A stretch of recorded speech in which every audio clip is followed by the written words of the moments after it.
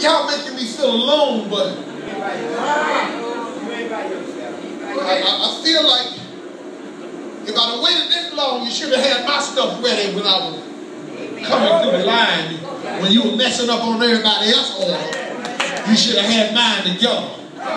Matter of fact, I would have liked it better if you would have passed my food through the window that I came through.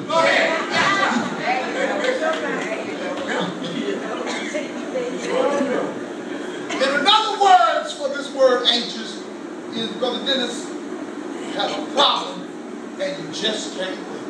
All right. Just can't wait. Now, there are some things that I can be patient about.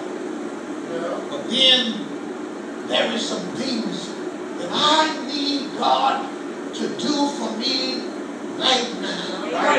Anybody talking back to me? Some things I feel that I just can't wait for. I can't wait till God touches my finances and make my status a little better. I can't wait for God to move in my body and change my physical situation. I can't wait. I'm anxious. I'm anxious. Anybody know about it? It's one thing to be patiently awaiting, but I'm anxiously waiting for God to move for me. I have no problem with these disciples because they had an anxious wait. I've seen God move in so many miracles. Seen God work out so much. I'm ready for God to work in me. Paul has done something already.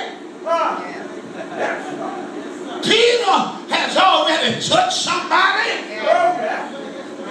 When is it my turn? Anybody? Ain't nobody. Oh, I can't get nobody to talk back to me that feel like, when is it going to be my turn? When are you going to be able to use my voice? The disciples were anxious to let God move from them in them. Now, as we get back into this story, these disciples was anxious to test the thing that God had taught them. Not only the thing that God had taught them, but whatever God told them, they were anxious to do what God said. How many of you have been so blessed by the words of God that when the opportunity presented itself for His word to manifest, that you moved out of belief in God's word, and the zeal that you had to see a change, but the situation stayed the same? How many times have you ever got a word and God said that you're going to be blessed beyond measure, and when you heard the word, it was enough for you to move. It was enough for you to go and act on the word. It was enough for you to step in and Lord, I heard you say I'm going to be blessed. So I'm going to the car lot this week. This week I got to go to the car.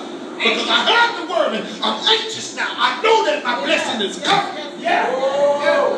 So I'm going to move on account of the little bit of belief that I have and the silliness that I possess. I'm going to move in it. But then once you move, the situation don't change.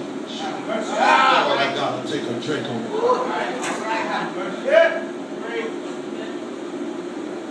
Even though that you move,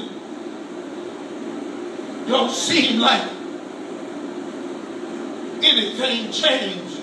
So many times as believers we are taught that all we need is faith to believe that a thing is going to change. But we are not really given the real instructions.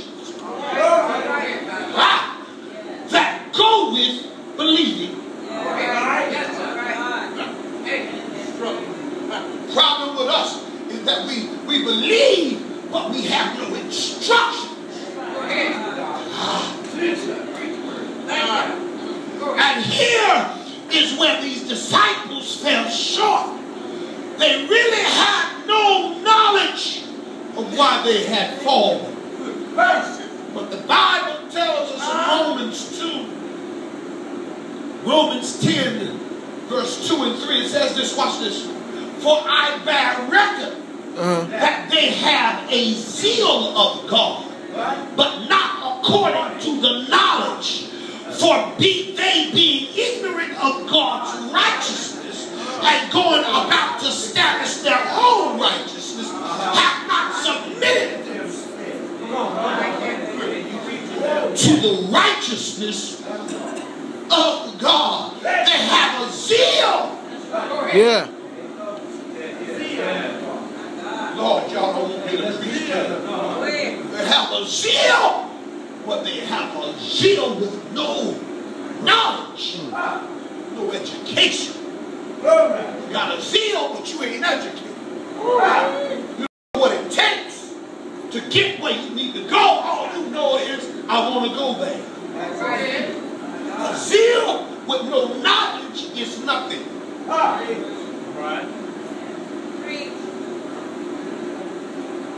Look at your neighbor and say, neighbor. Neighbor. A zeal. A zeal. With no knowledge. With no knowledge. Now, throw your hand at him like this and say, that ain't enough. That ain't enough. Oh, actually, y'all ain't trying to help me out, but somebody will help me. Look at your other neighbor and say, neighbor. Neighbor. If you got a zeal. If you got a zeal. But you ain't got no knowledge. But you ain't got no knowledge. You ain't got nothing. You ain't got nothing.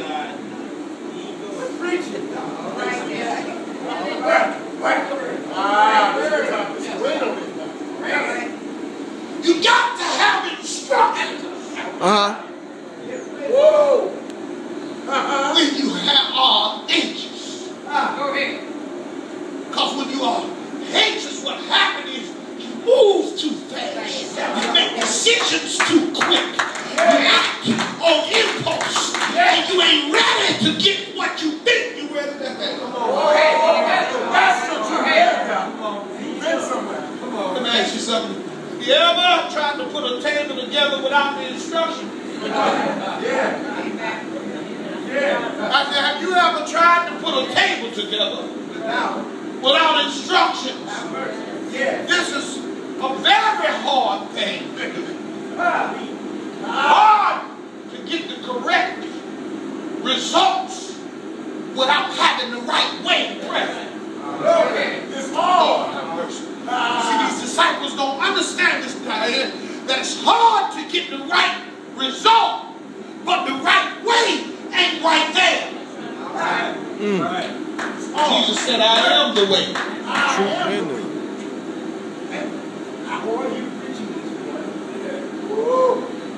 He said it. You get that table, no instruction, you got this leg on this corner. You don't put this screw on that wrong bolt and that bolt to this wrong screw.